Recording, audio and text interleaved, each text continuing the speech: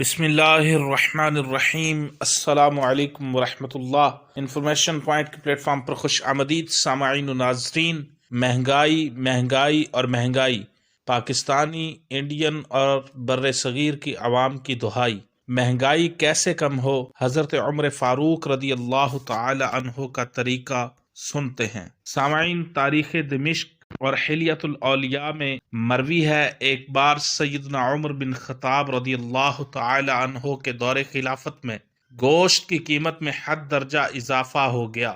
لوگ گوشت کی گرانی کی شکایت لے کر عمر فاروق رضی اللہ تعالی عنہ کی خدمت میں پہنچے۔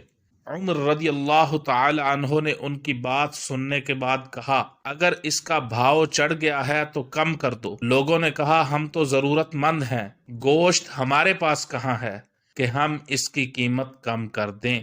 عمر رضی اللہ تعالی عنہ نے کہا کہ دراصل میرے کہنے کا مطلب یہ ہے کہ تم لوگ اس کا استعمال کم کر دو، کیونکہ جب اس کا استعمال کم ہو جائے گا تو اس کی قیمت بذات خود کم ہو جائے گی۔ کہ جس چیز کی قیمت بڑھ رہی ہے اس کا استعمال کم کر دیا جائے یا اس کو بالکل چھوڑ دیا جائے، اس سے اس کی قیمت آہستہ آہستہ خود بخود نیچے آ جائے گی۔